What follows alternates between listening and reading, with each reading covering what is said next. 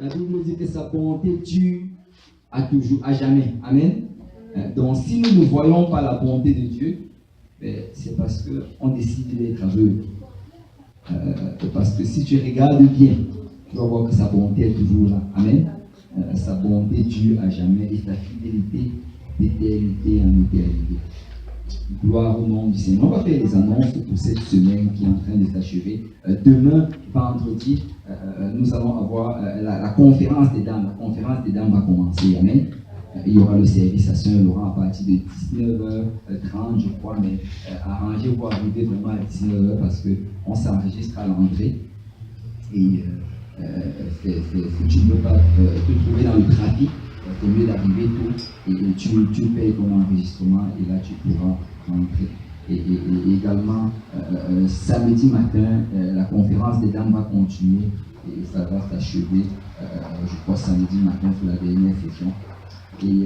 Mais demain, vendredi soir, il y a également le service des jeunes. Amen. Amen. Ça va être le service des jeunes hommes. Amen. À l'église de l'Est. Amen. Amen. On va parler, parce que les sœurs seront toutes à la conférence des dames, donc nous serons entre hommes. Amen. On va parler des choses des hommes. Amen. Amen. C'est souvent qu'il y a les sœurs, on essaie d'être doux. On essaie on vérifie, on s'assure d'utiliser un langage assez doux, on va dire. Avec les frères, on va se dire les vraies choses. Amen. On va se dire les vraies choses et ça va être bon. Mais dimanche, le service ici à partir de 10h30, même 10h30 avec la prière et 11h on commence l'adoration et ensuite c'est cela. Et si on peut garder en prière la conférence de l'église de Saint-Michel qui s'en vient à grands pas. Amen. Ça s'en vient à grands pas. C'est pratiquement un mois. Dans un mois, il nous reste 4 semaines. Amen. Et je veux vraiment, si on peut garder cela en prière, si on peut mentionner cela dans nos prières chaque jour. Vous savez, je crois qu'on a déjà enseigné, la dernière fois on a parlé de la prière. Amen. Et une prière efficace, c'est une prière fervente. Amen. Et c'est une prière également, c'est quoi encore le terme qui est utilisé dans ces deux paraboles. C'est une prière en fait dans laquelle tu vas, le terme en fait de m'échapper, mais c'est la constance. Voilà, c'est ça, tu dois importuner le Seigneur, une importunité constante, tu dois continuer à retourner vers lui. Et moi je crois que si pendant les 4 prochaines semaines qui nous restent, si vraiment je pouvais avoir 10 personnes ici qui pouvaient mentionner cela dans leur prière chaque jour, moi je crois qu'on aurait un grand réveil. Amen. Moi je le crois fermement. Alors qui va m'aider à prier pour la conférence de Saint-Michel. On va prier et bon, vous savez, le Seigneur nous a donné comme vision pour cette année 75 membres. Amen. 75 fidèles. Donc on va prier vraiment pour qu'il y ait une grande moisson parce que là présentement on est aux alentours de 40 à 50. Donc de 40 à 50 à 75 c'est environ 25 à 30. Amen. 25 à 30. Donc ce qu'on veut vraiment faire c'est prier pour un réveil de 25 ans. Amen. Qui croit que le Seigneur peut donner un réveil de 25 ans? On va prier pour un réveil de 25 ans. Et pour cela, ça prend des invités. Et on va prier pour qu'il y ait beaucoup d'invités. Et tu sais, pendant que tu pries, demande au Seigneur, te dirige vers des personnes que tu as invitées. Amen. Et tu peux déjà les inviter, t'arranger peut-être pour qu'on trouve un moyen. Peut-être si tu as un véhicule, d'aller le chercher. Sinon, demander à un frère de t'aider pour qu'on aille le chercher. Mais nous voulons vraiment, qu'il y ait beaucoup d'invités à la conférence. Amen. Parce que le but réellement des conférences, c'est réellement pour le salut des âmes. Vous savez, tout ce qu'on fait, c'est pour le salut des âmes. Quand on a la conférence, en fait, c'est un événement, et on invite un prédicateur invité, et on prie, et on jeûne, on se prépare, parce qu'on sait que des gens souvent vont venir juste quand tu vas leur dire que c'est une conférence. Et quand ils vont venir, le Seigneur va les toucher. Amen. Donc si on peut prier chaque jour pour cela, et si on peut inviter des gens, on va voir le Seigneur faire de grandes choses. Amen. Amen. Gloire au Seigneur. Et on est content d'avoir la maman de maman Justine avec nous le jeudi soir.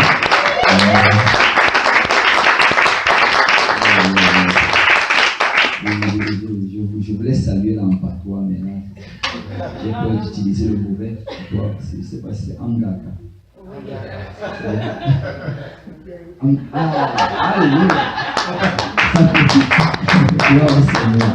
Alléluia. Waouh, ça c'est bon ça. À un moment confirme que c'est bien. Et le Seigneur est bon, amen. Amen. Donc aujourd'hui nous allons étudier sur la sanctification. Amen. Et on devait le faire la semaine dernière, mais on ne l'a pas pu. Mais on va le faire cette semaine. On va commencer aujourd'hui. Et c'est une leçon qu'on appelle disciple avec distinction. Disciple avec distinction. Je ne sais pas si vous avez la première page, ça n'affiche pas. C'est bon. Ah, ça s'en vient super.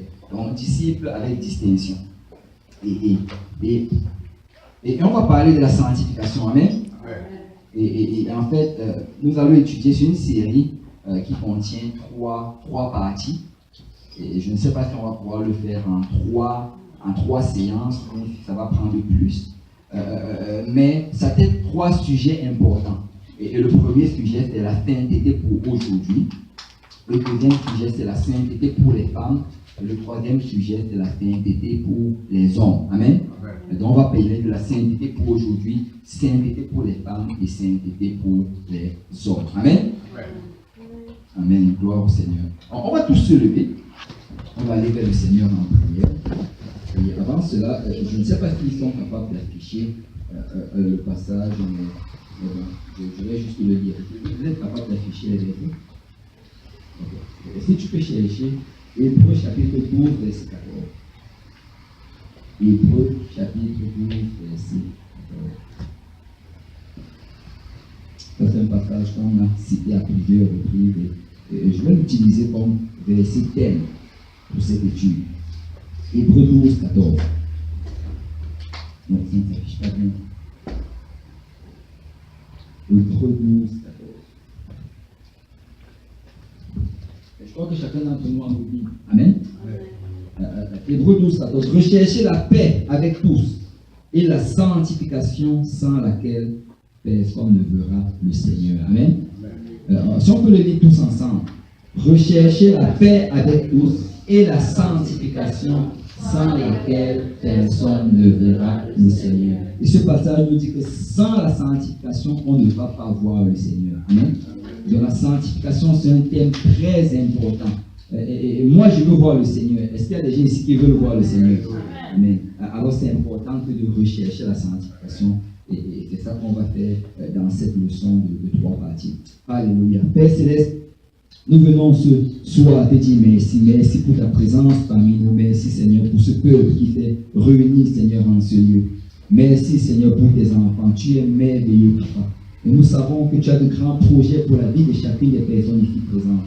Mais Seigneur, alors que nous allons toucher ce sujet d'une grande importance qui est la sanctification, Père, je prie afin que tu me oignes, afin que je transmette, Seigneur, cet enseignement exactement comment tu l'as transmis à tes apôtres et à tes prophètes. Oigne tous ensemble, afin que nos oreilles soient réceptives, que nos soient attentifs, que nos cœurs soient réceptifs.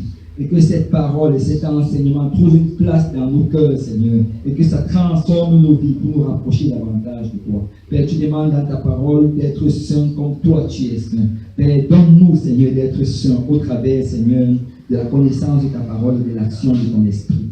C'est par ton saint nom que nous avons prié. Au nom de Jésus. Amen. Je ne peux pas nommer encore pour le Seigneur avant de nous appeler. Alléluia.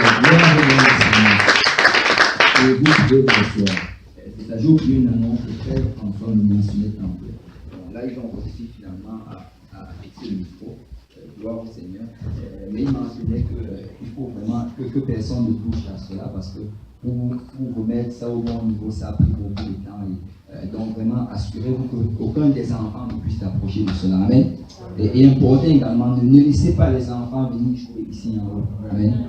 Ne laissez pas les enfants se promener ici. C'est important de tenir ces enfants. C'est important d'avoir un œil sur ces enfants. Amen. Et c'est vraiment très important. Et gloire au Seigneur. Donc, notre étude va porter sur un thème de fondation qui découle de la foi apostolique.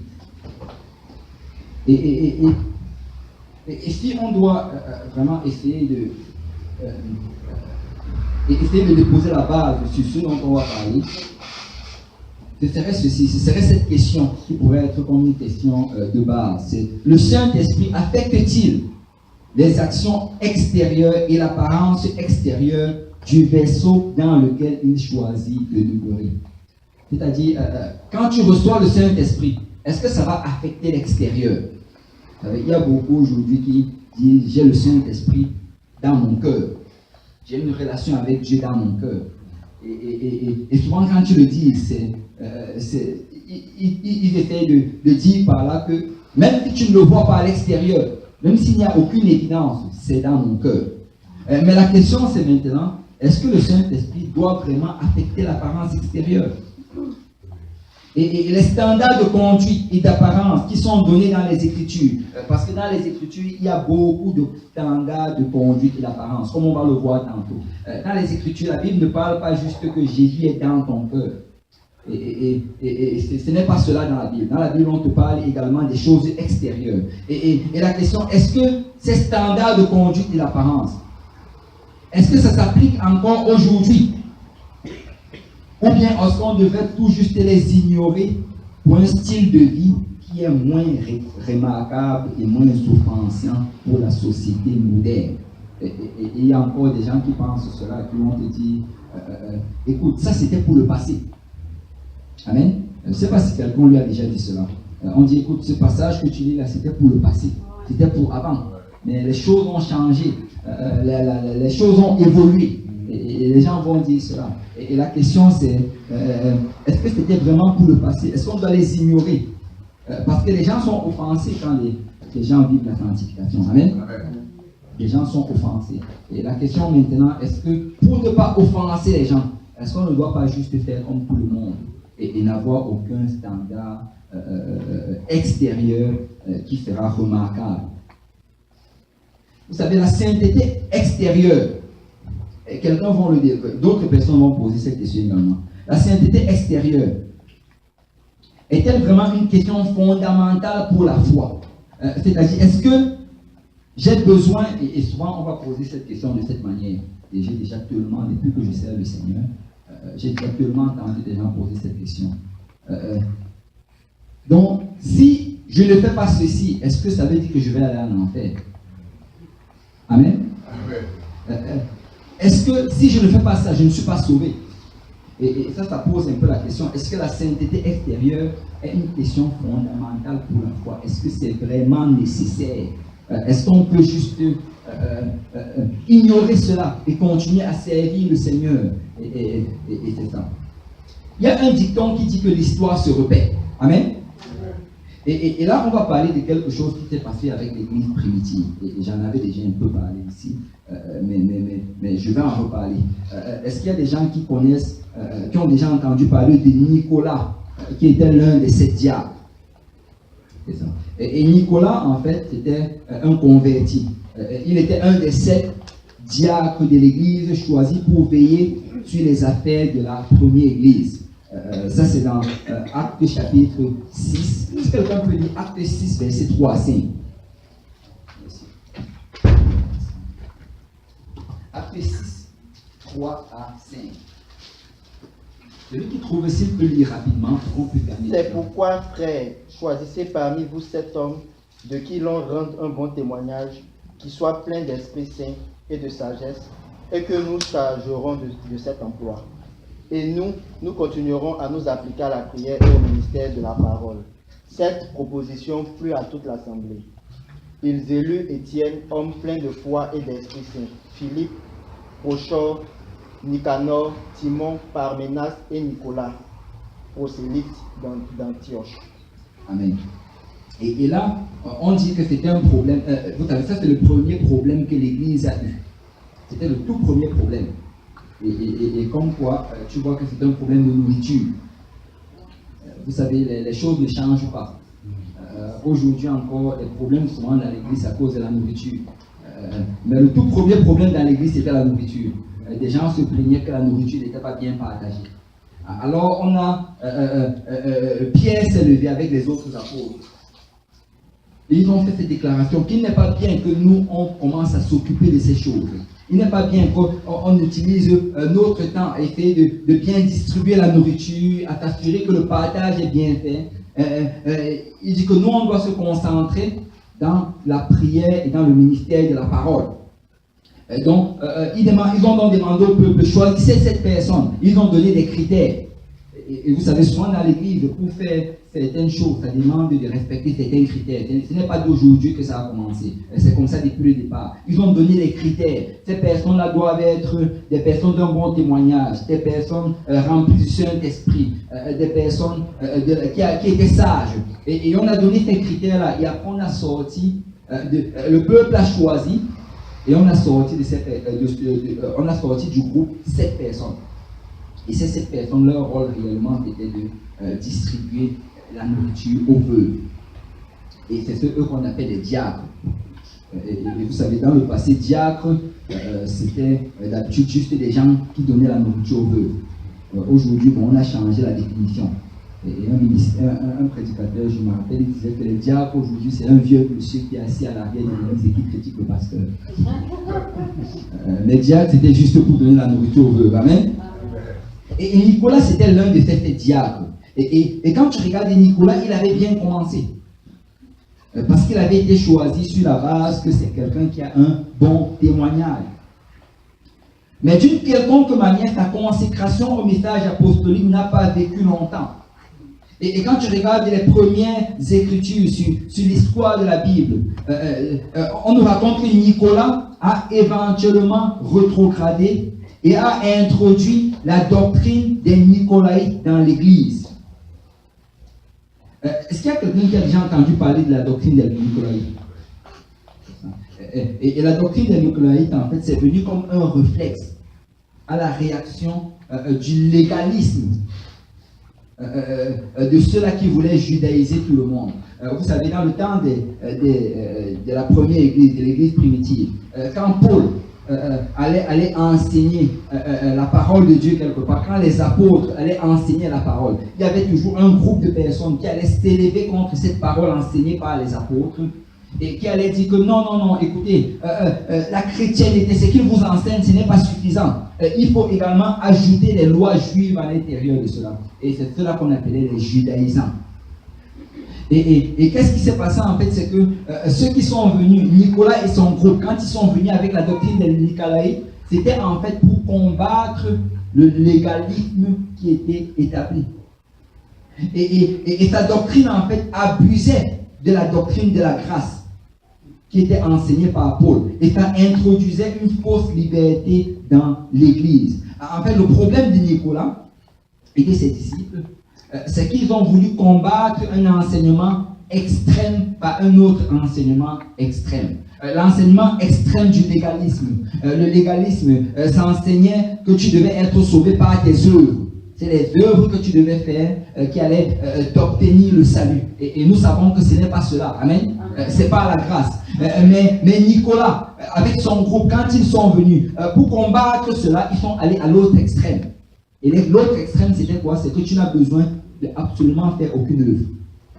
Tu peux rester exactement comme tu étais dans le monde, mais tu es sauvé dans ton cœur. Et c'est ça la doctrine des Nicolaïtes. Donc il a voulu combattre un extrême avec un autre extrême. Et vous savez, dans le Seigneur, on doit comprendre qu'on ne doit pas aller dans les extrêmes. Dans le Seigneur, on doit s'aligner exactement avec la parole de Dieu. N'essaye pas d'aller trop dans les extrêmes, parce que tu vas te faire mal. Et quand tu regardes le livre d'Apocalypse, Jean compare les Nicolaïtes à Balaam de l'Ancien Testament.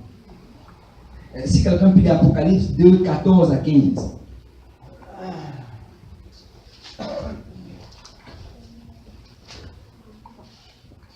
Apocalypse 2, 14 à 15.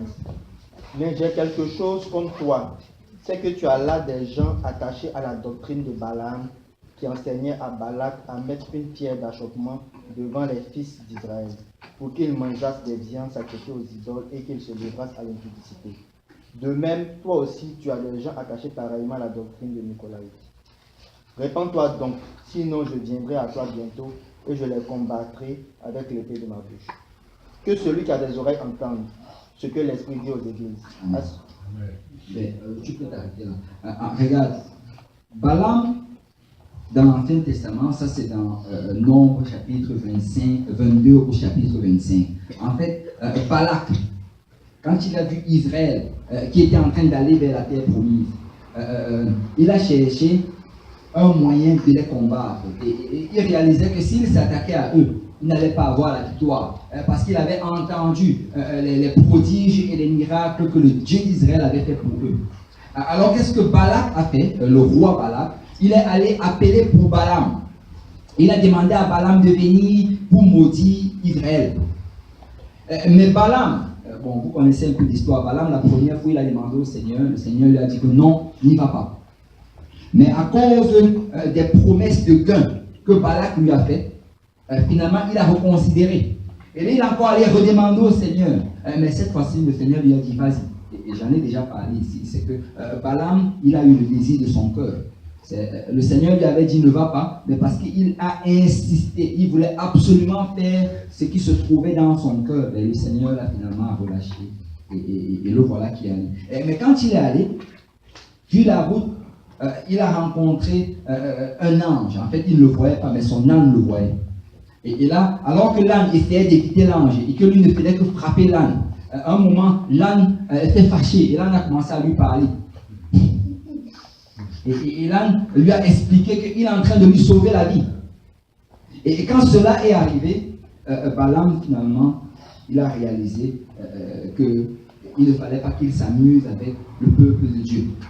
Et là, quand il est arrivé et qu'il a trouvé Balak, au lieu de maudire Israël, il a commencé à bénir Israël. Et vous savez, souvent, il y a des enfants de Dieu qui ont peur de la malédiction des sorciers. Et il y a souvent des enfants de Dieu qui ont peur de la malédiction, je ne sais pas, de certains oncles ou bien tantes au pays qui les détestent. Tu sais, si tu sers le Seigneur, si tu as été lavé par le sang de l'année, aucune malédiction ne peut t'atteindre. Aucune forme de sorcellerie ne peut t'atteindre. Tu dois juste rester sous le sang. Et toutes ces malédictions vont se transformer en bénédictions dans ta vie. Et voilà Balaam qui se met à bénir Israël. Et il a béni, je crois, par 3 oracles au moins Israël. Il les bénissait. Et là, Balak était surpris, il était choqué. J'étais appelé ici pour les maudire, pas pour les bénir. Mais vous savez, à la fin, Balak se tourne vers Balaam. Et Balaam, bon, je ne sais pas si c'était à cause de tout ce qu'on lui avait déjà donné, combien.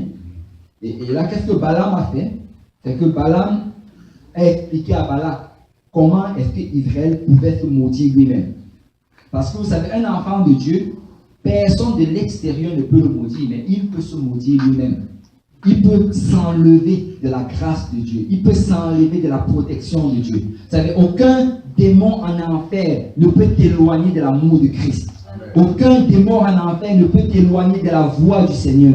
Vous savez, souvent les chrétiens vont dire, oh j'ai peur parce que le diable est sur mon dos, il va m'enlever de la foi. Le diable ne peut pas te faire sortir du Seigneur. Il ne peut pas te faire sortir de l'église. La seule personne qui peut te faire sortir de l'église, c'est toi-même. C'est toi-même. Et voilà donc, il explique que, écoute, nous ne pouvons pas les maudire de l'extérieur, mais ils peuvent eux-mêmes se maudire de l'intérieur. Et là, il a expliqué à Balak comment faire. Et Balak donc a mis cela en pratique en Nombre 25. Et là, qu'est-ce qu'il a fait? C'est qu'il a organisé une fête. Et il a organisé une fête, il a appelé les femmes de son peuple. Ils ont commencé à célébrer leur Dieu. Ils sont allés inviter les hommes d'Israël. Et là, les hommes d'Israël, ils ont vu l'invitation de ces jolies femmes étrangères qui les appelaient. Et ils sont partis. Et quand ils sont partis, ils se sont retrouvés à faire les mêmes abominations qu'eux, et même à être dans la débauche et toute forme d'impureté. Et quand ils ont fait cela, c'est là que la malédiction est tombée sur eux. Et quand, dans le livre d'Apocalypse, quand le Seigneur parle des Nicolaïtes en les comparant à Balaam, ce qu'il est en train de dire ici, c'est que de la même manière que Balaam a eu du succès à maudire Israël de l'intérieur, de la même manière, les Nicolaïtes, avec leur doctrine, maudissent l'Église de l'intérieur. Parce que la seule chose réellement qui va briser notre alliance avec le Seigneur, la seule chose réellement qui va ôter la protection et la bénédiction de Dieu dans notre vie, c'est si nous commençons à vivre comme les Nicolaïtes. Parce que les Nicolaïtes, c'était quoi? Leur manière de vivre vraiment, c'était qu'ils vont se déclarer chrétiens, mais que extérieurement, ils vont vivre comme le monde.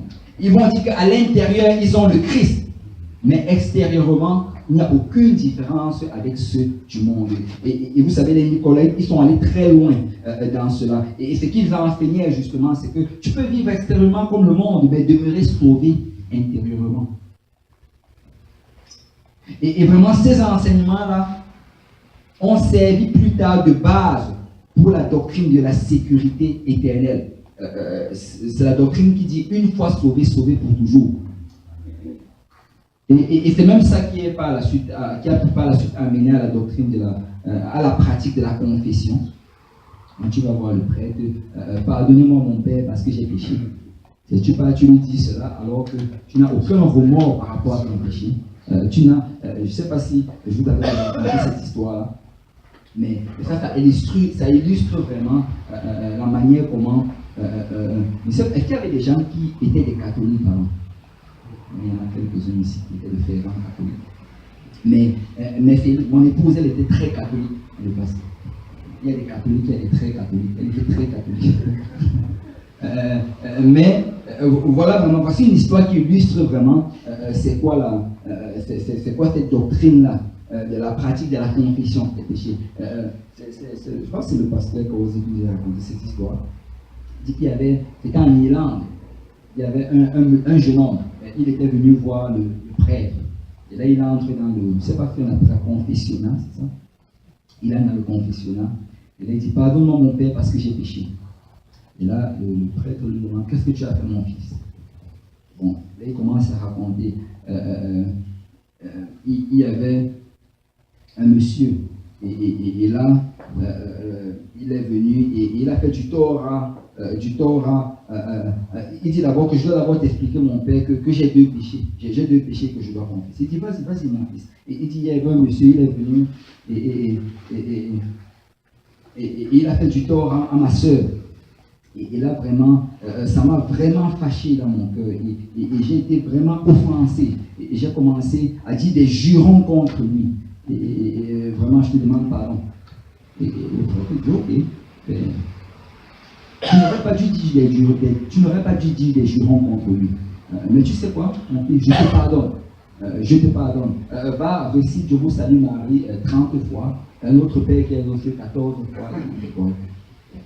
Et il se lève tout content, il commence à partir. C'était vraiment un jeune costaud irlandais. Et alors qu'il est en train de descendre les marches, le prêtre, on le voit sortir en courant. Il vient à la porte de l'église. Il dit mon fils. Et là, le jeune homme se retourne. Il dit, tu m'avais dit que tu avais deux péchés, mais là, tu as confessé un seul. C'est quoi l'autre péché? Il dit, oh oui, l'autre péché, c'est que là, je vais aller pour donner une bonne correction à ce jeune homme-là qui a touché ma soeur. Merci de m'avoir déjà pardonné. Parce que très souvent, ceux qui confessent leur péché, ils n'ont pas de remords. Il n'y a aucune repentance. Le Seigneur ne nous appelle pas à la confession, il nous appelle à la repentance. Et la repentance, c'est où tu reconnais que tu as péché et tu prends une décision de te détourner du péché. Amen. Mais tout cela, là, ça vient toujours des Nicolaïtes. Et comme les enseignements des Nicolaïtes ne requièrent aucun changement extérieur. Et quand on dit changement extérieur, vous savez, si il n'y a pas de changement extérieur, en fait, il n'y a pas vraiment de changement intérieur. Amen. Parce que si tu as changé de l'intérieur, ça va finir par sortir à l'extérieur, d'une manière ou d'une autre. Mais comme cette doctrine-là ne requiert pas de changement extérieur pour être sauvé, Nicolas et ses disciples ont attiré un grand nombre d'adeptes dans leur temps. Beaucoup de personnes sont devenues des disciples de Nicolas. Et il y a des gens qui venaient d'autres religions païennes. Je trouvais que la chrétienté là c'était trop compliqué. C'est que les apôtres enseignent là, ça demande trop de choses. Et même ça, d'autres venaient même des églises, d'autres églises tièdes qui se disaient chrétiennes. D'autres sont sortis de là-bas. Et parce que Nicolas enseignait que l'apparence extérieure de la sainteté était sans importance. Et aujourd'hui, c'est la même chose. C'est les églises où on n'enseigne pas la sanctification. Très souvent, la croissance va être très, très rapide. Et je crois que je vous avais déjà parlé de cela. Il y avait dans une ville une église. Et l'église, en fait, c'était une église où on enseignait la sanctification, où on prêchait le nom de Jésus-Christ. Mais l'église était en feu. Et elle était vraiment en feu. Mais un jour, alors qu'ils faisaient leur service de soir, le prédicateur, le pasteur, il a remarqué deux invités qui étaient là. Et il les a reconnus parce que c'était des pasteurs de méga church, des églises de plus de 5000 personnes dans la ville. Il les a vus. Et là, après le service, il va les voir. Il dit hey, bonjour mes frères, comment est-ce que vous allez? Et là, les deux pasteurs l'amènent de côté et disent mais on voulait vraiment te dire quelque chose. Nous voulons te dire que ton église, réellement, c'est l'église qui est le plus en feu dans cette ville. Nous pouvons vraiment ressentir une présence puissante du Seigneur dans ton église. Mais nous voulons te dire autre chose. Tu vois, ton église, je crois que son assistance, c'était toujours peut-être vers les 300. Il dit ton église, c'est vers les 300. Si tu veux arriver au nombre que nous sommes présentement, les méga churches aux États-Unis, il y a des églises de 5000 personnes, 10 000 personnes. Si tu veux arriver à ce nombre-là, il y a deux choses que tu dois enlever. La première chose, tu dois enlever le nom de Jésus-Christ. Arrête de parler. Tu parles trop de Jésus. Et il y a des églises comme ça, on ne parle même pas de Jésus. Tu vois, suivant un service de 2 heures, on ne mentionne même pas le nom de Jésus. Les chansons, on ne mentionne même pas son nom. Et il dit, enlève d'abord le nom de Jésus. Et la deuxième chose, arrête de prêcher sur la sanctification. C'est le prédicateur les a regardés. Il dit, vous savez, vous venez de dire tantôt que mon église était l'église la plus puissante dans la ville. Ils disent que oui. Et bien, sachez que c'est à cause de ces deux choses. Alors, il est hors de question que je les change. Parce que si tu prêches sur la sanctification, si le peuple de Dieu se sanctifie, Dieu fait de grandes choses. La sanctification, c'est indispensable dans l'église apostolique. Il a dit, soyez saints, for je suis saint. Amen. Et quand tu regardes, Dieu n'aime pas la doctrine de Nicolas. 2 fois, on ne va pas le lire, mais dans Apocalypse chapitre 2, verset 6 et chapitre 2, verset 15, Dieu dit qu'il hait la doctrine des Nicolaïtes. Et il continue de la haïr jusqu'à aujourd'hui. Vous savez, dans un livre en anglais, c'est Against Heresy. Ça, c'est un théologien grec du temps justement des apôtres. Son nom, c'était Irénaeus. Il a vécu 125 à 202 après Jésus-Christ. Il nous dit en fait, il dit ceci des Nicolaïtes. Il dit que les Nicolaïtes, de ce Nicolas, qui fut un des 7 premiers diacres, ordonné par les apôtres, il menait une vie d'indulgence sans restriction. Ça, c'est un historien qui dit cela. Et il dit que dans ce temps-là, les Nicolaïtes, ils étaient reconnus par le fait qu'ils menaient une vie d'indulgence sans restriction. Ils faisaient juste tout ce qui leur passait par la tête, tout ce qu'ils désiraient faire. Ils disaient qu'ils étaient chrétiens. Et ils se présentaient comme étant des chrétiens. Mais pour eux, la chrétienté, c'était juste à l'intérieur. Il n'y avait pas besoin pour eux de signe extérieur de leur chrétienté. Et l'apparence extérieure des standards de la sainteté, en fait, quand tu regardes l'histoire de l'Église, l'apparence extérieure, ou bien les standards de la sainteté, ça fut la première des choses à disparaître durant la grande apostasie de l'Église du premier siècle. Et quand tu regardes, jusqu'à aujourd'hui, c'est la même chose. Très souvent, quand l'Église va commencer à rétrograder, ou quand un individu va commencer à rétrograder, la première chose qui va partir, c'est la sanctification. C'est toujours cela. Mais la chose avec cela, c'est que ce n'est que le début. Parce qu'après la sanctification, d'autres choses vont partir. Et c'est ça qui s'est passé avec l'Église primitive. Tu sais, il y avait la sanctification. Et tout allait bien. Mais dès qu'on a commencé à rentrer dans l'âge noir, qu'est-ce qui s'est passé? D'abord, la sanctification est partie. Et après la sanctification, la repentance est partie. Et après la repentance, en fait, on changeait la repentance par la confession, comme je viens de dire tantôt. Après la repentance, le baptême d'eau par immersion au nom de Jésus est parti. Après cela, le parler en langue et les dons du Saint-Esprit. Et même la doctrine par la suite. Le dernier, c'est la doctrine de l'unicité de Dieu. Et on est parti à la Trinité. Vous savez, très souvent, ça va commencer par la sanctification. C'est pourquoi la sanctification, c'est important. C'est si tu commences à relâcher dans la sanctification, laisse-moi te dire qu'il y a d'autres choses qui vont partir par la suite. Je vais dire à quelqu'un que nous ne nous gardons pas nous-mêmes, c'est Dieu qui nous garde. Et si tu veux que Dieu te garde, ben, demeure saint. Parce qu'il va être attiré par un vase qui est saint. Amen.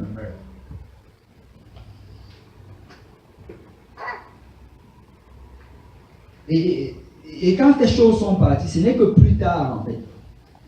C'est quand on a commencé à voir de grandes erreurs dans les enseignements. Quand on a commencé à voir que l'Église était plongée vraiment dans de faux enseignements, qu'on a réalisé en fait tout ce qui avait été perdu quand on avait laissé la sanctification. Je ne sais pas s'il y a des gens ici qui connaissent le groupe des méthodistes. L'Église méthodiste.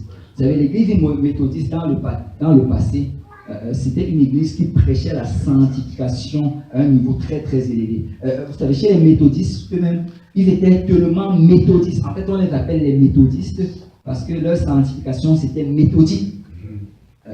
Ils étaient tellement méthodiques dans leur affaire que même les hommes ne pouvaient pas porter des chemises à manches courtes. Il fallait des chemises à longues manches. Et eux, en fait, ils poussaient vraiment ça très très loin. Et tu sais, pendant longtemps, tu pouvais voir vraiment une présence puissante du Saint-Esprit dans les églises méthodiques. C'était des églises où tu allais voir des guérisons, des délivrances, la puissance de Dieu manifeste, le mouvement du Saint-Esprit, les 9 dons spirituels qui allaient se manifester dans l'église. Mais vous savez, aujourd'hui, on ordonne déjà des pasteurs homosexuels dans l'église méthodique. Aujourd'hui, on ordonne des pasteurs homosexuels. Qu'est-ce qui s'est passé? C'est qu'à un moment, ils ont commencé à relâcher dans la sanctification. Et quand ils ont relâché dans la sanctification, ben, qu'est-ce qui s'est passé? Les autres choses ont suivi. Mais vous savez, aujourd'hui, les Nicolaïtes sont encore en train de se lever parmi nous. Et il y a beaucoup aujourd'hui qui sont en train de compromettre les principes non négociables des Écritures, juste pour des convenances personnelles et l'acceptation sociale. C'est quand tu arrives à un point où tu veux juste que les autres t'acceptent, tu es dans les troubles. Parce que celui vers qui tu dois chercher l'acceptation, c'est le Seigneur. Celui vers qui tu dois chercher ton approbation, c'est le Seigneur. Même si les autres n'approuvent pas ta manière de vivre, même si les autres n'approuvent pas la manière de te comporter, de te revêtir, celui à qui tu cherches à faire plaisir, c'est le Seigneur. C'est si tu essaies de faire plaisir aux hommes, tu vas être déçu. Parce que l'homme, c'est un éternel insatisfait. Tu peux essayer. Regardez, vous connaissez l'histoire de Léa dans la Bible. Elle n'a pas arrêté pendant ses premières années de mariage. Elle voulait juste faire plaisir à son mari. Et elle nomme son premier enfant. Le Seigneur a vu ma souffrance, mon mari va m'aimer. Elle nomme son deuxième. Le Seigneur a entendu ma souffrance. Elle nomme son troisième. Cette fois, il va s'attacher à moi. Mais tu sais, un moment, elle a compris que si je continue à chercher son approbation, c'est que je vais accoucher jusqu'à ma mort. Au prochain, elle a dit, cette fois, on va adorer le Seigneur. Et elle a juste arrêté. Et on doit comprendre que ta satisfaction et ton épanouissement va être complet si tu cherches juste la joie du Seigneur. Amen. La Bible dit la joie de l'Éternel est ma force. Amen. Ta force se trouve dans la joie du Seigneur. Aussi longtemps que tu rends le Seigneur joyeux, tu vas être fort. Aussi longtemps que tu rends le Seigneur joyeux, tu vas être épanoui. Aussi longtemps que tu rends le Seigneur joyeux, tu vas avoir la joie et la paix. Amen. Arrête d'essayer de convaincre tout le monde. Juste essaie de trouver la joie dans le Seigneur. Mais le truc avec les Nicolaïtes, c'est que les Nicolaïtes aujourd'hui, leur liberté dont ils font part, parce qu'ils vont t'expliquer que mais ça c'est la liberté dans le Seigneur. Mais leur liberté n'est rien d'autre que leur ancien lien sous une autre couverture. C'est si quelqu'un est dans le Seigneur aujourd'hui, il veut continuer à vivre comme avant, en fait, il est toujours lié. Sauf que maintenant, il a la couverture qui dit qu'il est chrétien, mais il est toujours lié par l'alcool, lié par le tabac, lié par la pornographie, lié par toutes ces choses impures. Parce que s'il n'y a eu aucun changement sur toi, tes chaînes n'ont pas été brisées. Amen. Et ceux-là, en fait, ils vont te dire que je suis libre. Mais en fait, ils sont toujours liés. C'est juste qu'ils ont une couverture sur eux. Et si tu les regardes assez longtemps, tu vas réaliser que la sainteté, ce n'est que la première étape. Parce que qu'est-ce qui va se passer par la suite, c'est que les standards vont descendre, et finalement, ils vont arriver à un endroit où ils vont renoncer à toute chose. Parce que qu'est-ce qui va se passer, c'est que dès que tu repousses la sanctification, ben laisse-moi te dire que le diable va venir pour les autres choses. Et très rapidement, tu ne vas plus croire dans la repentance, tu ne vas plus croire même dans le baptême au nom de Jésus, tu ne vas plus croire même dans l'unicité, et tu vas commencer à croire dans la sainteté. Alors, on va parler de la sainteté, amen. Qu'est-ce que la sainteté? La Bible enseigne que la sainteté est l'un des attributs de Dieu. En passant, vous savez, souvent, quand on va demander aux gens quel est le plus important attribut de Dieu, et même si on ne le formule pas de cette manière, mais d'habitude les gens vont penser que l'attribut le plus important, l'attribut, le premier attribut de Dieu, c'est sa bonté. Il y a des gens qui vont dire, oh, Dieu est bon.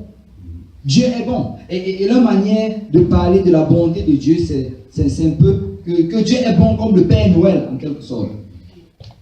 Je peux juste aller m'asseoir sur ses genoux et je lui raconte toutes les bêtises que j'ai faites. Et il rit, oh, oh, oh. Après il me donne des cadeaux. En fait, c'est leur manière de voir Dieu. Mais quand tu regardes la parole de Dieu, le premier attribut de Dieu, c'est sa sainteté. Dieu est d'abord saint avant d'être bon. Vous savez, dans le ciel, la Bible nous dit que les anges chantent d'éternité en éternité. Ils ne chantent pas bon, bon, bon et l'éternel des armées. Amen. Mais ils chantent saint, saint, saint et l'éternel des armées. Saint, saint, saint, d'éternité en éternité. Parce que le premier attribut de Dieu, c'est sa sainteté. Amen. Et la sainteté de Dieu, c'est quelque chose de très, très important. Et on doit comprendre que la sainteté de Dieu, c'est la chose la plus importante dans notre relation avec le Seigneur.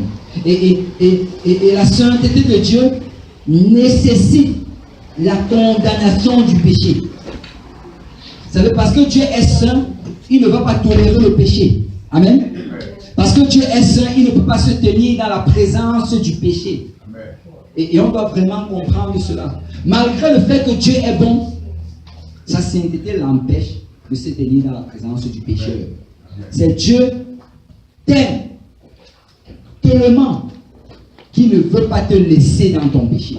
C'est certaines personnes qui se disent, oh oui, je viens vers le Seigneur tel que je suis, et il m'accepte tel que je suis. En fait, le Seigneur t'accepte tel que tu es, mais il veut te changer pour que tu sois comme lui. Amen. Et il ne veut pas te garder comme tu es, mais il veut te changer pour que tu sois comme lui. Et c'est vraiment ça, sa sainteté. Parce que sans sa sainteté, sans la sainteté, tu ne peux pas t'approcher de lui.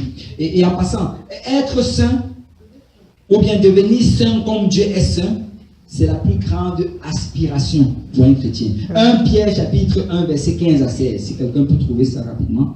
1 Pierre chapitre 1, verset 15 à 16.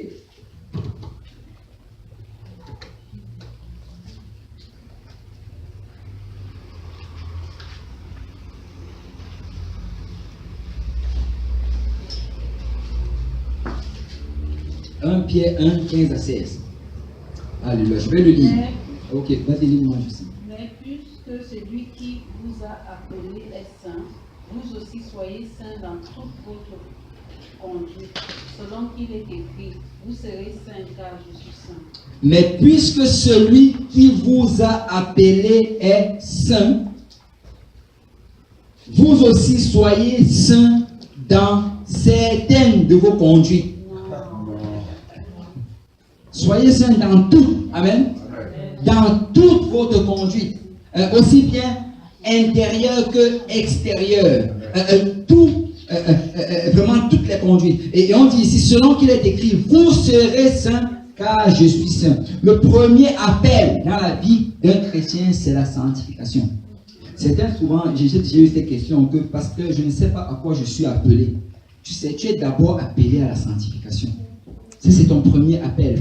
C'est ce vers quoi tu dois aspirer. Être saint comme Dieu est saint. Amen. C'est le tout premier appel. Avant même d'être appelé comme apôtre, avant d'être appelé comme évangéliste, ou bien comme enseignant, avant d'être appelé même à l'évangélisation, la première chose à laquelle Dieu t'appelle, c'est la sanctification. Soyez saints, car je suis saint.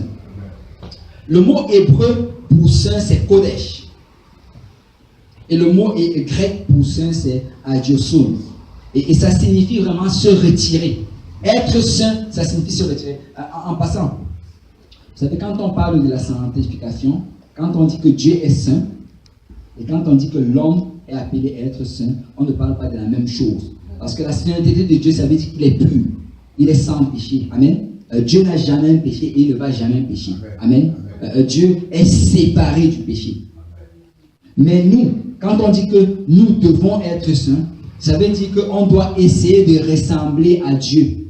On doit essayer de se séparer autant que possible pour se rapprocher le plus de la sainteté de Dieu. Et c'est vraiment cela. Et quand la Bible nous demande ici d'être saint, comme je viens de dire, le mot saint, c'est se retirer. Amen. Et les érudits, en fait, ont défini la sainteté comme séparée ou bien mise à part. Et être saint ne signifie pas simplement se séparer de quelque chose. Et c'est important qu'on comprenne cela. Être saint, ça ne veut pas juste dire se séparer d'eux, que tout le monde dise d'eux. Mais ça signifie aussi se retirer dans quelque chose. Tu te sépares de quelque chose, mais pour être dans quelque chose. Amen. Et je vais bien l'expliquer. Parce que nous ne pratiquons pas la sainteté pour faire mal paraître les autres. Amen. Amen. Mais pourquoi est-ce que nous le faisons? C'est parce que dans notre état originel de la sainteté, nous l'avons perdu lors de la chute de l'homme. Au départ, nous étions saints. Adam était saint. Mais quand ils ont péché, ils ont été séparés de Dieu. Il a perdu cette sanctification-là. Et maintenant, par la grâce du Seigneur Jésus-Christ, nous avons l'opportunité de retourner dans cet état. Donc, la raison pourquoi on devient saint, c'est parce qu'on veut se séparer de certaines choses qui sont impures aux yeux de Dieu pour se retirer dans les choses qui sont pures aux yeux de Dieu. Regardez, ça c'est un très bon exemple pour illustrer la sanctification. Dans le tabernacle ou bien dans le temple, il y avait des ustensiles qui étaient utilisés uniquement pour l'office du tabernacle. Et ces ustensiles-là, on disait que c'était des ustensiles sanctifiés. Ils étaient saints. En fait, étant saints, ça signifiait que quoi? Ils s'étaient séparés de toute forme d'autres usages. Ils avaient des fourchettes, ils avaient des cuillères, ils avaient des couteaux. Mais ces couteaux-là, tu ne pouvais pas les utiliser pour couper ta viande dans la maison. Ces couteaux-là devaient être uniquement utilisés pour le sacrifice. Donc, ils étaient retirés de certaines occupations pour être utilisés dans des occupations uniquement pour la gloire du Seigneur. Et c'est vraiment ça la sanctification. La sanctification, c'est se retirer de certaines choses. Tu te débarrasses certaines choses de ta vie, des choses qui ne glorifient pas le Seigneur. Mais maintenant, tu commences à faire des choses qui glorifient le Seigneur. Amen. Et en fait, la sanctification a deux aspects. Il y a la séparation, il y a la consécration. Amen. Que tout le monde dit séparation. Séparation, c'est se retirer de quelque chose. Consécration, que tout le monde dit consécration. Consécration, c'est se retirer dans quelque chose, c'est-à-dire vraiment se donner à quelque chose. Et la sanctification, c'est cela que ça signifie. Hébreux 12, 14, ce qu'on a lu en introduction. Recherchez la paix avec tous et la sanctification sans laquelle personne ne verra le Seigneur. Et ce verset vraiment nous enseigne que la sanctification ou la sainteté est essentielle pour les chrétiens. Amen. Que tout le monde est essentiel. Parce que sans cela, tu ne peux pas voir le Seigneur. Et elle nous enseigne aussi que notre sainteté personnelle se développe à travers d'un processus appelé sanctification. En fait, sanctification, c'est un synonyme de la sainteté. Mais ça, c'est le processus qui nous amène à la sanctification. Et la Bible nous dit de chercher ce processus-là, de chercher à être saint, de chercher à ressembler au Seigneur, de chercher à entrer dans ce processus où on se sépare de certaines choses, pour se consacrer à certaines choses. C'est alors que nous cherchons cela que nous allons voir le Seigneur. Vous savez, que le Seigneur nous trouve en train de chercher à être saint. Amen. Que le Seigneur nous trouve en train de nous sanctifier jour après jour. Parce que si nous arrêtons de nous sanctifier, nous n'allons pas voir le Seigneur. 1 Thessaloniciens chapitre 5, versets 23 à 24. Quelqu'un peut lire rapidement. 1 Thessaloniciens 5, 23 à 24.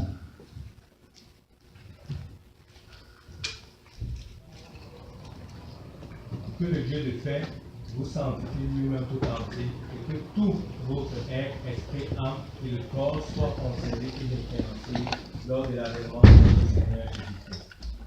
Celui qui vous a appelé est fidèle, et c'est lui qui le fera. C'est lui qui le fera. Regardez, Paul ici nous enseigne trois concepts importants. Dans ce passage, il y a trois concepts importants que je veux vraiment qu'on puisse tirer. La première chose, c'est que la sanctification, c'est un processus de maturation. Et ça s'acquiert avec le temps. Vous savez, ça dit ici que le Dieu de paix vous sanctifie. C'est vraiment un truc continuel. On va être sanctifié continuellement. Et c'est vraiment un processus de maturation. Vous savez, la sanctification, c'est demander à ceux-là qui sont en train de maturer dans le Seigneur.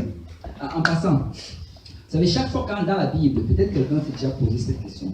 Dans la Bible, souvent, la Bible nous demande d'être parfait. Si quelqu'un a déjà lu cela, soyez parfait, ou bien la perfection, c'est cela. Bon, être parfait, c'est un peu comme le mot être saint. Quand on dit que Dieu est parfait, c'est quelque chose, mais quand on dit que l'homme est parfait, c'est autre chose. Amen. Parce que nous ne pouvons pas être parfaits comme Dieu. Nous ne pouvons pas atteindre la perfection. Ça, c'est impossible. Donc, être parfait pour l'homme, ça ne signifie pas réellement être parfait. Mais être parfait, ça signifie être mature dans le Seigneur. Quand on nous demande d'aspirer à la perfection, c'est vraiment d'aspirer à la maturité, que nous grandissons. Mais vous savez, cette maturité va arriver alors que nous nous sanctifions. Et c'est un processus continuel. C'est continuel. Vous savez, nous allons nous sanctifier jusqu'au retour du Seigneur. Et c'est pourquoi on dit de rechercher la sanctification. C'est jusqu'au retour du Seigneur. Il y a des choses aujourd'hui peut-être que tu sais, que tu pratiques. Il y a de cela 1 an, tu ne pratiquais pas. Mais tu sais quoi? Si le Seigneur tarde, l'année prochaine, il y a de nouvelles choses que tu vas apprendre, que tu devras commencer à mettre en pratique, que peut-être qu'aujourd'hui tu n'es pas en train de faire. Parce que c'est un processus de maturation. Amen. Il y a des choses que le Seigneur va te dire alors que tu viens d'arriver dans sa maison. Mais il y a d'autres choses que ça va prendre peut-être 2-3 ans avant que le Seigneur commence à te dire. Donc, ne pense jamais que tu es arrivé. Réalise toujours qu'il y a quelque chose que Dieu va te demander de changer. Et vous savez, quand on regarde la croissance, bon, ça c'est un très très bon exemple. Oui, Ryan présentement, il est en dessous de la chaise. Et là, bon, il a quel âge? 2 ans. Il a 2 ans, il est en dessous de la chaise. Et personne n'a des problèmes avec ça. Amen. Imaginez si le frère Pierre.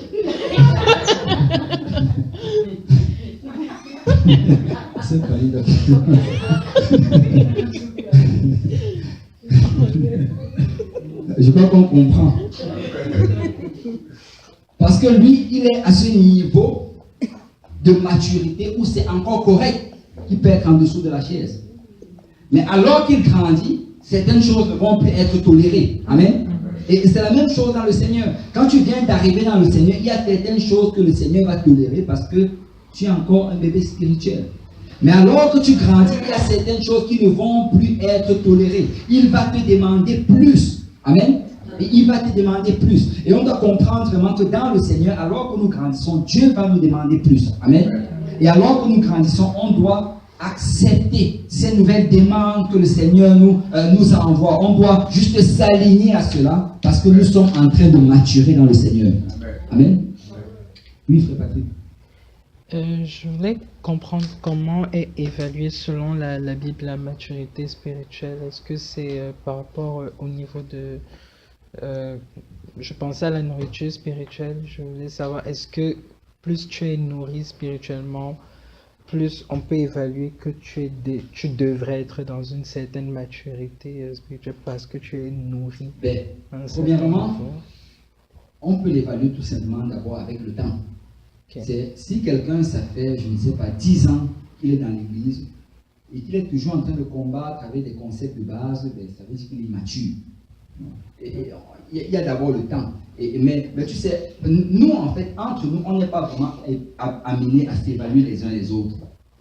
Non, on ne peut pas évaluer les uns les autres. C'est ça, une évaluation personnelle. Oui. C'est juste de savoir, est-ce que tu es en train d'obéir à ce que le Seigneur demande de faire aujourd'hui? Okay. Quelqu'un qui est en train d'obéir à ce que le Seigneur lui demande de faire aujourd'hui, s'il est en train d'obéir, il est en train de maturer dans le Seigneur. Okay. Mais si il est toujours en train de combattre avec ce qui est enseigné, parce que si tu comprends aujourd'hui la parole de Dieu, c'est parce que tu arrives au niveau de maturité où tu peux le comprendre. C'est là que je vais enseigner la sanctification, mais à la fin de toutes ces études, alors que si tu demandes au frère Brian tout ce que j'ai enseigné, il ne sera pas capable de t'expliquer. Mais si toi tu es capable de comprendre tout cela, ça veut dire que le Seigneur t'a donné l'intelligence et la maturité pour que tu puisses déjà le mettre en pratique. Et si tu ne le mets pas en pratique, c'est là que tu réalises en fait que tu n'es pas mature. Donc c'est comme ça que quelqu'un peut faire une auto-évaluation. Parce que comme je disais, aucun d'entre nous n'est appelé à évaluer l'autre. Le pasteur, je ne suis pas appelé à vous évaluer les uns les autres.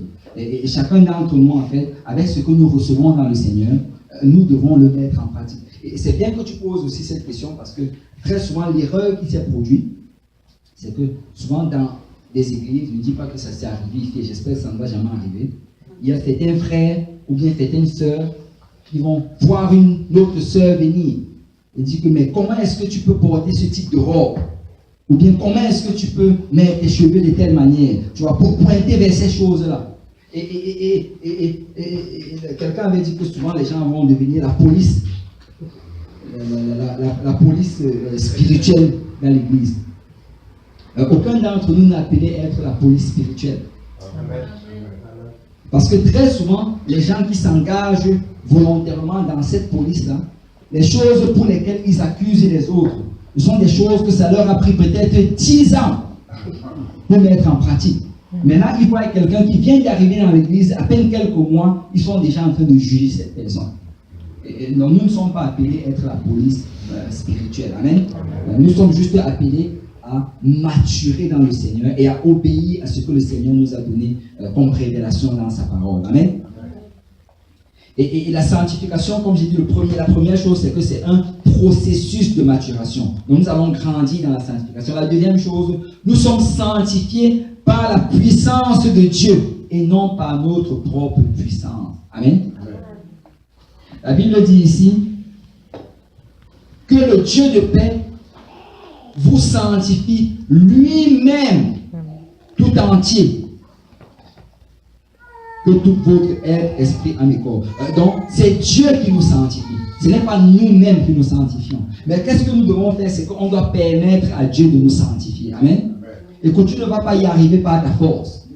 Et donc, ne regarde pas quelque chose qui est enseigné et dis, je ne vais pas pouvoir y arriver. Juste fais confiance en Dieu. Dis, Seigneur, je vais me soumettre à ta volonté. Je vais juste suivre le mouvement que tu m'envoies, que tu me demandes de suivre. Alors que je vais le suivre, tu vas me donner la force. Vous savez, en passant dans le Seigneur, nous ne faisons rien par nous-mêmes. La Bible dit, Jésus l'a dit, sans moi, vous ne pouvez rien faire. Amen. Et Paul le dit encore de cette manière, notre capacité vient du Seigneur. Donc ne compte pas sur toi-même pour vivre dans la sanctification. Juste soumets-toi au Seigneur.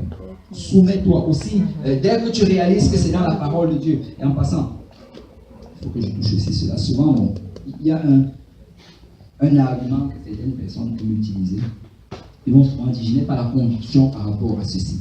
Que pasteur, tu as enseigné tout cela, mais je n'ai pas la conviction. Et la Bible dit que toute chose que tu fais sans conviction est un péché, je n'ai pas la conviction. Vous savez, la parole en elle-même, c'est une conviction assez profonde. Si c'est écrit dans la parole, tu n'as pas besoin d'avoir une autre conviction que cela. C'est si je viens te dire quelque chose qui n'est pas dans la parole. Là, tu peux dire, ok, j'ai besoin de conviction, allez prier. Mais si c'est écrit dans la parole, tu n'as pas besoin d'autre conviction. Amen. Parce que souvent, c'est juste un argument.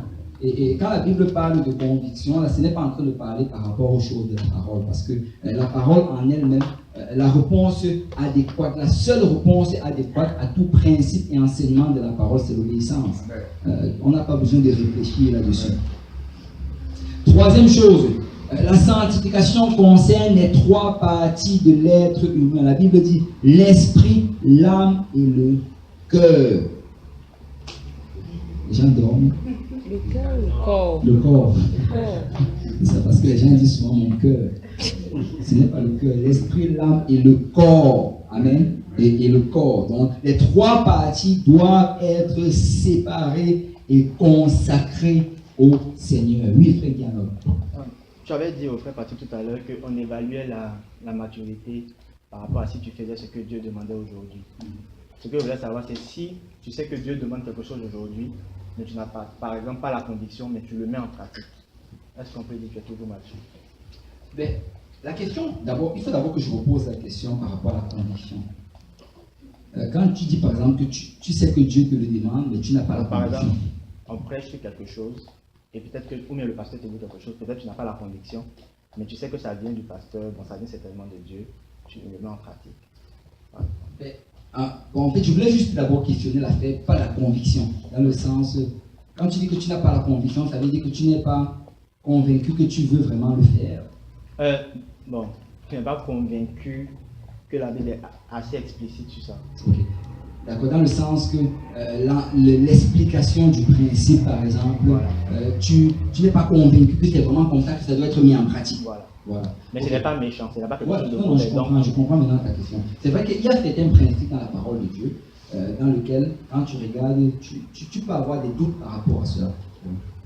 Eh bien, ben, la première des choses, ce qui est d'abord très important, c'est que il faut pousser l'enseignement, il faut pousser l'étude de la parole. Et il faut, parce que, vous savez, la parole de Dieu, en fait, Dieu nous a donné assez d'évidence dans sa parole pour pouvoir comprendre beaucoup de choses. Et bon, en fait, c'est que tu es en train de me pousser un peu, je suis en train d'aller vite par rapport à quelque chose que j'allais parler. Mais si tu me donnes juste quelques minutes pour qu'on puisse arriver à cela, parce que sinon je vais sauter trop d'étapes, mais ça va vraiment répondre à ça, à ta question. Ok, frère Pierre, est-ce que tu peux m'afficher le tableau que j'avais?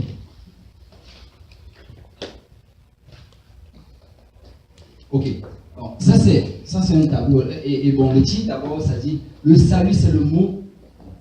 Moi avec S là. Le plus élastique. Mince, il y a beaucoup d'erreurs grammaticales. Le plus élastique de la Bible. Quelqu'un dit que le français, c'est comme la peau des éléphants. Tu manges un peu, tu laisses les autres. On dit que le salut, c'est le mot le plus élastique dans la Bible. Et ça, c'était en fait c'était un enseignant de la parole de Dieu qui a dit cela. Et il disait que c'était un mot élastique. Pourquoi? Parce que le mot salut, en fait, quand on parle de salut, ça touche en même temps le passé, le présent et le futur. Parce que dans le passé, tu allais dire j'étais sauvé. Tu peux dire j'étais sauvé le jour où j'ai obéi à l'évangile. Mais dans le présent, tu vas plutôt dire je suis en train d'être sauvé. Parce que malgré le fait que tu étais sauvé, tu peux faire ton salut. Amen. Tu peux faire ton salut. Paul dit ceci, que je tiens ma chair, mon corps assujetti, afin qu'après avoir prêché à tant d'autres que moi-même je ne sois rejeté. Donc Paul dit dans la Bible que lui-même il pouvait encore être rejeté. Paul a gagné pratiquement demi-million de personnes dans le Seigneur. Et si Paul pouvait être rejeté, je crois qu'aucun d'entre nous ici là ne peut affirmer que son salut est garanti. Amen. que le salut, en fait, tu étais sauvé, mais il faut que tu demeures sauvé. Amen. Et donc, dans le passé, j'étais sauvé. Dans le présent, je suis en train d'être sauvé. Et dans le futur, je serai sauvé. Amen. Ça, c'est en fait qui concerne l'expérience. Maintenant, en ce qui concerne la théologie, le terme théologique pour cela. Dans le passé, j'étais justifié. On est justifié par le sang de l'agneau. On est justifié le jour où on obéit à l'évangile. Amen. Amen. Amen. Justifié, ça signifie être déclaré juste. Malgré le fait que nous n'étions pas justes. Parce que Christ est mort pour nous. Il nous a déclarés justes par son sang. Amen. Dans le présent maintenant, c'est je suis sanctifié. Parce que Dieu me sanctifie jour après jour. Et dans le futur, je vais être glorifié. La glorification, c'est le jour où la trompette va sonner. Amen. Et dans le futur, je serai glorifié. Maintenant, je suis sauvé de quoi? Dans le passé, j'ai été sauvé de la pénalité du péché. Il y a le péché, la pénalité du péché qui devait tomber sur moi parce que j'avais péché. Mais comme Christ a payé le prix, j'ai été sauvé de la pénalité du péché. Dans le présent, je suis sauvé de la puissance du péché. C'est quand tu es en Christ, le péché n'a aucun pouvoir sur toi. Tu peux résister au péché. C'est souvent les gens vont dire, oh mais j'ai fait tout, mais je n'arrive pas à résister. Laisse-moi te dire que quand tu es en Christ, tu peux résister au péché. Tu peux décider, tu peux invoquer le nom de Jésus-Christ. Tu peux combattre contre le péché. Parce que maintenant, tu as été sauvé de la puissance du péché. Amen. Tu n'es plus, on chante souvent ça, je ne suis plus un esclave du péché. Amen. Le péché ne peut plus faire tout ce qu'il veut dans ta vie. Mais dans le futur, et moi j'anticipe cela, on va être sauvé de la présence même du péché. Alléluia. La Bible dit que le jour du jugement, toutes ces affaires-là vont être jetées dans le lac de feu. Et nous serons sauvés de la présence. On ne va plus pécher. Amen. On ne va plus pécher. Bon. Ma sainteté devant Dieu dans le passé, elle était positionnelle. Que tout le monde dise positionnelle. J'étais sauvé tout simplement parce que avant j'étais en Égypte, maintenant je me trouve dans la terre promise. Amen. Avant j'étais dans le monde, maintenant je me trouve dans l'église. Avant j'étais un pécheur, maintenant je me trouve en Christ. Donc c'est vraiment positionnel. C'est pourquoi on insiste sur le baptême d'eau au nom de Jésus. Parce que celui qui entre dans l'eau, quand il ressort, il est une nouvelle créature. Avant le baptême, il était dans une position. Après le baptême, il est dans une autre position. C'était positionnel. Maintenant, dans le présent, mon salut, ma sainteté devant Dieu est expérientiel. C'est vraiment ce qui concerne l'expérience. Si je continue à m'accrocher au Seigneur, si je continue à persévérer, Jésus a dit cela, celui qui va persévérer jusqu'à la fin sera sauvé. Donc si je continue à m'accrocher au Seigneur et que j'ai toujours une expérience continuelle, une expérience quotidienne avec le Seigneur, ben, je suis saint. Amen. Et dans le futur, ma sainteté devant Dieu sera éternelle. Elle ne va plus changer. Bon, ma justice personnelle maintenant. Comment est-ce que je me trouve juste? Dans le passé, c'était une justice imputée. Vous savez, le mot imputé, c'est un terme comptable. Quand on parle d'imputé, je ne sais pas s'il y a quelqu'un qui a fait la comptabilité ici. Mais la comptabilité, qu'on parle d'imputé, si on dit qu'on impute quelque chose dans ton compte bancaire, ça veut dire qu'on prend juste de l'argent, on le met dans ton compte bancaire. Et imputé ici, dans le passé, ma justice était imputée. Jésus a juste mis la justice en moi. Je n'étais pas juste. En fait, mon compte bancaire était dans le négatif. C'était moins, je ne sais pas, 30 000 $. Mais Jésus est venu et il a mis 60 000 $. Juste comme ça. Je n'ai pas travaillé pour cela. C'était imputé. Amen. Maintenant, dans le présent, ma justice est impartie. Impartie, ça veut dire vraiment, alors que tu es connecté à quelque chose, tu reçois cela. Et aujourd'hui, dans mon présent, ma justice, c'est juste parce que je suis collé au Seigneur. C'est parce que Dieu est saint et que je me colle à celui qui est saint, je suis saint. Parce que Dieu est bon et je me colle à celui qui est bon, je deviens bon. Parce que Dieu est juste et je me colle à celui qui est juste, je deviens juste. Donc c'est vraiment empathie. Donc ça dépend de ma relation continuelle et quotidienne avec le Seigneur. Et maintenant, dans le futur, ça va être implanté. C'est quoi la différence entre implanter et imparti? C'est que implanter, ça veut dire que ça ne change pas. Ça sera planté en moi. Ce sera éternel. Amen. Donc maintenant, la sanctification s'accomplit dans le passé, ça s'est accompli dans mon esprit. Vous savez, quand nous obéissons à l'évangile, nous recevons le don du Saint-Esprit. Et ce jour-là, notre esprit se connecte avec l'Esprit de Dieu. Et notre esprit est sauvé. Amen. Notre esprit est sauvé. Ça s'est produit dans mon esprit. Mais vous savez, alors que l'esprit est sauvé, l'âme et le corps ne le sont pas encore. Amen. Nous n'avons pas un corps glorifié pour le moment. Amen. Et notre âme ne l'est pas encore. Nos pensées sont encore en train de combattre. Mais aujourd'hui, présentement, ma sanctification s'accomplit encore dans mon âme. Vous savez, le vrai combat présentement, le combat d'un chrétien, ça se trouve dans sa tête, dans son intellect. Et donc ma sanctification aujourd'hui s'accomplit dans mon âme.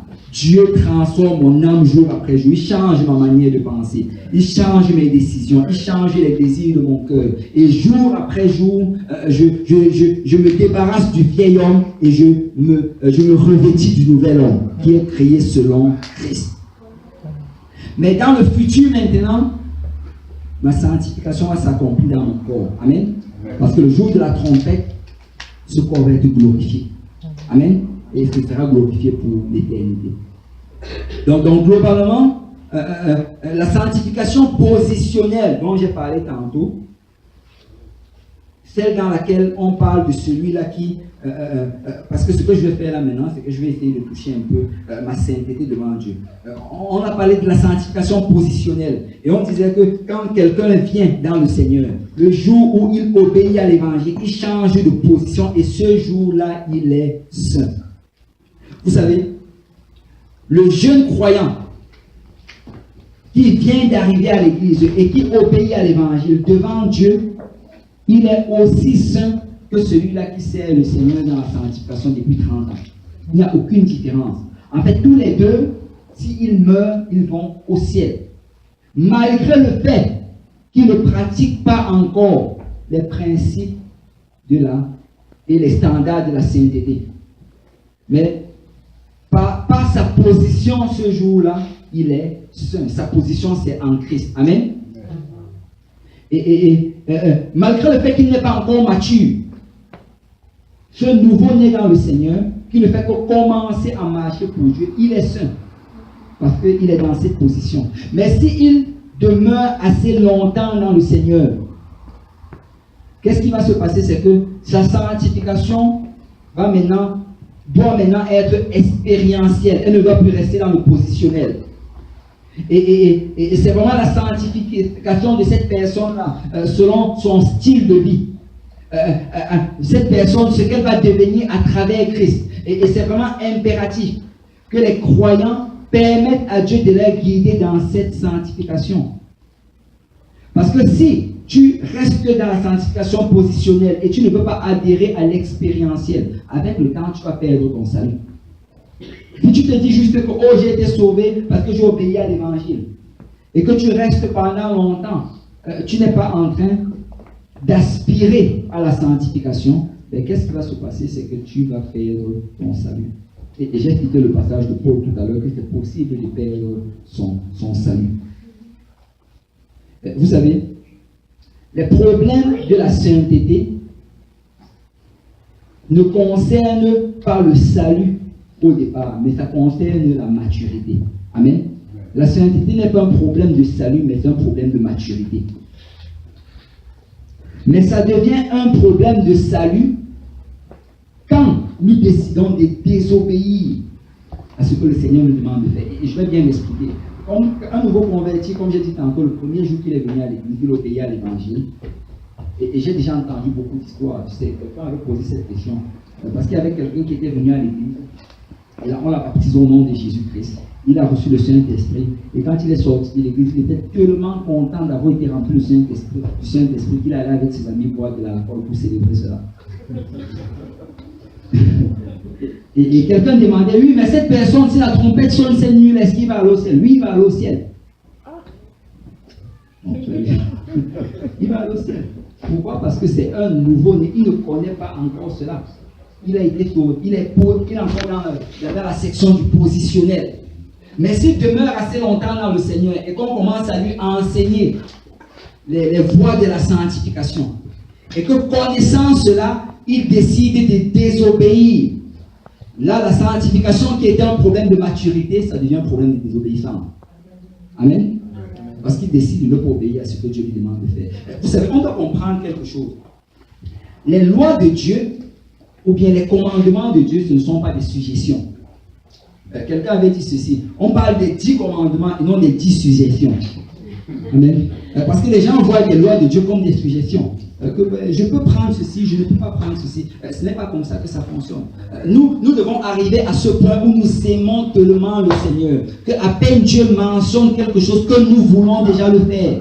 Nous n'avons pas besoin de beaucoup d'enseignements par rapport à quelque chose. Nous n'avons pas besoin de beaucoup de convictions. Juste parce que Dieu mentionne qu'il aime ceci dans sa parole. Je veux obéir à cela.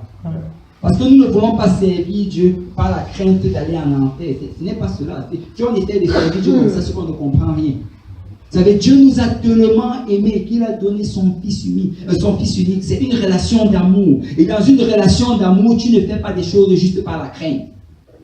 Vous savez, si il y a des gens aujourd'hui, quand tu vas leur dire, oh oui, ils vont dire que je ne trompe pas ma femme. Et on va demander pourquoi tu ne trompes pas ta femme. Parce que j'ai peur qu'elle le sache. Si c'est comme ça que tu vis ton mariage, tu n'es pas en train de vivre vraiment pleinement cette grâce que le Seigneur t'a donnée. Tu sais, la raison pourquoi tu ne trompes pas ta femme, c'est parce que tu l'aimes. Amen. Tu l'aimes tellement que tu n'as pas envie de faire quelque chose qui va l'offenser. Tu l'aimes tellement que tu veux qu'elle soit toujours joyeuse. Tu l'aimes tellement que tu veux t'assurer qu'elle reçoive le meilleur de toi. Et ça doit être notre relation avec le Seigneur. Nous ne devons pas se demander est-ce que si je fais ceci, je vais aller au ciel. Non, non, non. Est-ce que si je fais ceci, je vais être agréable à Dieu?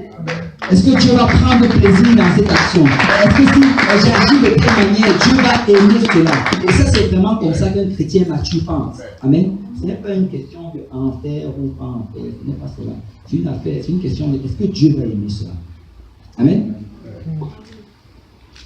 Et la bataille de la sanctification ou bien de la sainteté est vraiment gagnée ou perdue dans nos pensées. Est-ce que quelqu'un se rappelle du nom de la montagne sur laquelle Christ a été crucifié? Golgotha. Golgotha. Et Golgotha, ça signifie le crâne. Il a été crucifié dans la montagne du crâne parce que le vrai combat, ça se produit dans le crâne, dans les pensées. Parce que c'est dans nos pensées que se trouve notre âme.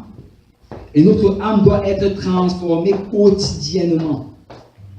Vous savez, dans cette bataille, d'un côté, il y a l'esprit, et j'ai déjà parlé de cela plusieurs fois. D'un côté, il y a l'esprit qui a été racheté, l'esprit qui est connecté à l'esprit du Seigneur. Mais de l'autre côté, il y a le corps qui n'a pas encore été glorifié. Et le corps ou la chair veut faire sa volonté, veut faire des choses qui lui sont agréables. Mais l'esprit veut faire ce qui est agréable à Dieu. Donc, il y a toujours ce combat entre les deux. Et ce combat, ça se trouve dans nos pensées. Et c'est vraiment l'âme, parce que l'âme, c'est le centre de nos pensées, de notre intellect et de nos émotions. Donc c'est vraiment là que se trouve le pouvoir décisionnel. C'est dans nos pensées. Si on se décide que je vais faire plaisir à l'âme, je vais faire plaisir au corps ou je vais faire plaisir à l'esprit. C'est vraiment à nous de prendre cette décision. Amen. Et dans une personne morte spirituellement, l'esprit est séparé avec Dieu. Vous vous rappelez, dans la Bible, dans le livre de Genèse, le Seigneur dit à Adam que le jour où tu mangeras de ce fruit, tu mourras. Amen. Et on sait que le jour qu'il a mangé cela, il n'est pas mort physiquement. Il a vécu encore pour environ 1000 ans. Mais vous savez, ce jour qu'il a mangé, il est mort spirituellement. Son esprit a été déconnecté de l'esprit de Dieu. Parce que la mort spirituelle, c'est la séparation de Dieu. En passant, ça c'est, vous le savez, mais je vais quand même le dire. Vous savez, quand on parle de la mort éternelle, Certaines personnes disent que la mort éternelle, c'est que l'esprit va être désintégré, il n'y aura plus aucune connaissance, mais c'est faux. Dans la Bible, la mort éternelle, parce que l'esprit est éternel, donc notre esprit ne va pas être détruit. La mort éternelle, ça veut dire en fait que notre esprit est séparé éternellement de Dieu, sans possibilité de retour. Et c'est ça qui se passe pour ceux qui vont aller dans le lac de feu. Ça va être le feu, ça va être l'angoisse, ça va être les douleurs, mais en même temps, la chose, la pire des choses dans tout cela, c'est que l'esprit est séparé éternellement de Dieu, sans possibilité, sans espoir, en fait, de salut. Et quelqu'un qui est mort spirituellement aujourd'hui, c'est quelqu'un qui n'a pas encore été né de nouveau, qui n'a pas encore reçu le Saint-Esprit, où son esprit est connecté avec l'Esprit de Dieu. Et cette personne morte spirituellement, l'esprit étant séparé de Dieu à cause du péché, à moins bien sûr qu'il ne fasse le choix de changer, de se repentir, d'obéir à l'évangile. Mais comme l'esprit est mort, c'est l'âme qui prend le contrôle. Et cette âme est dirigée par l'intellect, l'émotion, la volonté. Et une telle personne ne peut pas comprendre les choses spirituelles parce qu'elles lui sont étrangères. Donc son corps est réduit à un outil pour accomplir les passions. Donc tout ce qui lui passe par la tête donne l'ordonnance au corps et le corps fait juste. Ça, c'est quelqu'un qui est mort spirituellement. Et il n'y a pas cette contrebalance de l'esprit qui lui dit fais ceci. Parce que c'est juste son intellect, ses émotions, et il est dirigé par ses passions. Et cet homme est vraiment mort, comme la Bible dit. Ce qui veut dire que sa finalité, en fait, ça va être la mort, parce qu'il est dirigé par le prince des airs de ce monde, par Satan. Mais dans une personne qui est spirituellement vivante, l'esprit est en communion avec Dieu. Grâce au salut. À moins bien sûr que cette personne se détourne. Si cette personne rompt la communion, c'est que là, il s'est détourné. Comme l'esprit est en vie, l'âme n'est pas totalement au contrôle. Donc il y a une guerre continue pour soumettre l'âme et le corps naturel à l'esprit de Dieu qui habite maintenant dans l'esprit humain racheté. Donc le corps d'un tel homme est offert comme un sacrifice vivant. En fait, quand tu es vivant spirituellement, tu offres chaque jour ton corps comme un sacrifice vivant au Seigneur. Amen. Pour accomplir la volonté du Seigneur. Et que un tel homme est immortel, ce qui veut dire qu'il n'est pas lié par la mort. La mort n'a pas de pouvoir sur lui. Amen. Donc là, ce qu'on va faire maintenant, c'est qu'on va s'arrêter ici, comme ça on va pouvoir continuer. Là, vraiment, on est en train d'essayer d'établir vraiment les bases de la sanctification. Et là, la semaine prochaine, on va pouvoir compléter cela. Je ne sais pas si on va commencer directement avec les principes en ce qui concerne les femmes et après passer aux hommes. Mais il nous reste juste à peu près une page ou deux là, pour compléter les bases de la sanctification. Donc, on va s'arrêter ici parce qu'on a avancé dans le temps. Et on va tous se lever et on va aller dans le livre de Romains chapitre 12. Romains chapitre 12.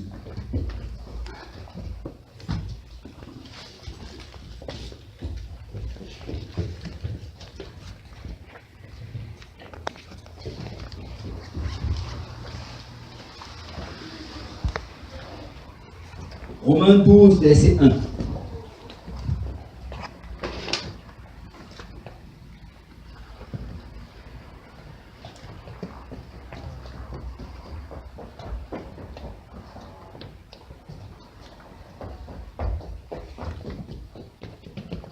Je vous exhorte donc, frères, par les compassions de Dieu, à offrir vos corps, pas que, amen, vos corps, comme un sacrifice vivant, saint, agréable à Dieu, ce qui sera de votre part un culte raisonnable. Ne vous conformez pas au siècle présent, mais soyez transformés par le renouvellement de l'intelligence afin que vous discerniez quelle est la volonté de Dieu, ce qui est bon, agréable et parfait. Parfait, comme j'ai dit, ça veut dire mature. Regardez, ici Pierre dit, je vous exhorte donc frères. Et quand il parle d'exhorter, c'est comme il dit, je vous supplie. Je plaide avec vous.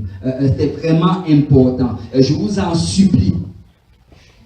À cause des compassions de Dieu, offrez vos corps. Il n'a pas dit cœur. Donc chaque chrétien est interpellé à offrir son corps. Amen. Comme un sacrifice vivant. Vous savez, qu'il dit d'offrir son corps comme un sacrifice vivant.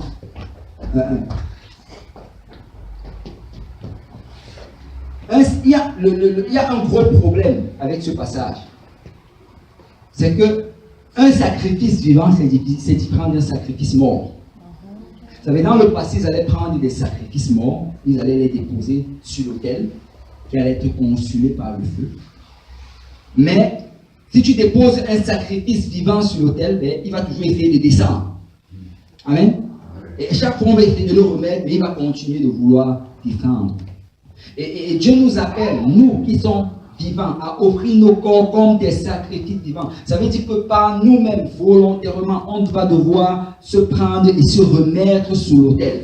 On va devoir se reprendre. Même quand notre chair nous pousse à descendre de l'autel, on doit se reprendre et se remettre sur l'autel. Il dit à offrir vos corps comme un sacrifice vivant. Mon corps ne m'appartient plus. C'est un sacrifice que j'offre au Seigneur. Et c'est vraiment ça le principe derrière cela. On doit comprendre que nous ne nous appartenons pas. Nous appartenons à Dieu deux fois. Premièrement, parce qu'il nous a créés. Deuxièmement, parce qu'il nous a rachetés. Donc nous devons nous offrir à Dieu comme un sacrifice. Et il y a certaines personnes qui ont un problème avec la sanctification parce que ça fait mal. Amen. Ça fait mal que la Bible te dit que tu ne dois plus te comporter de telle manière. Écoute, tu t'es comporté comme ça pendant une vingtaine d'années. Tu ne dois plus t'habiller de cette manière. Écoute, c'est tout ce que tu as dans ta garde-robe. Tu ne dois plus porter telle ou telle chose. Et tu regardes tout cela, ça te fait très très mal. Mais la Bible dit que c'est un sacrifice, parce qu'un sacrifice, ça fait mal. Amen. Et il dit que il nous exhorte, je vous en supplie, offrez vos corps au Seigneur. Pas juste vos cœurs. Dieu ne veut pas juste ton cœur. Qu'est-ce qu'il va faire de ton cœur? Le mettre dans un bocal et bon, il va.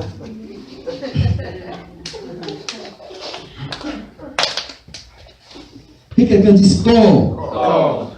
Offrez vos corps comme un sacrifice vivant, saint, c'est-à-dire séparé, comme on a dit, consacré au Seigneur. Ce corps-là, je l'offre comme un sacrifice, mais il doit être agréable au Seigneur. Amen. Saint, agréable à Dieu, ce qui sera de votre part un culte raisonnable. Il n'a pas dit un culte exagéré. Certaines personnes pensent que la sanctification, c'est exagéré. Vous exagérez avec vos enseignements. Vous exagérez. Vous savez, la sanctification, c'est très raisonnable. Dieu a offert son corps pour toi. Amen. Il a offert son corps sur la croix pour toi. Et lui, il te demande moins que cela. Il ne te demande pas de te crucifier. Amen. Lui s'est même offert comme un sacrifice mort. Il te demande d'être un sacrifice vivant. Vous savez, il y a des gens qui disent souvent que, oh, moi, dans tous les cas, même si je rate l'enlèvement, pendant le temps de cette année de tribulation, que je vais mourir pour le Seigneur, comme ça je vais quand même aller au ciel. C'est si tu n'as pas été capable de vivre pour le Seigneur, tu ne vas pas mourir pour le Seigneur. Parce que c'est plus difficile de s'offrir comme sacrifice mort que comme sacrifice vivant. La Bible dit d'offrir notre corps. Je ne m'appartiens plus. J'appartiens au Seigneur. Il dit que c'est raisonnable.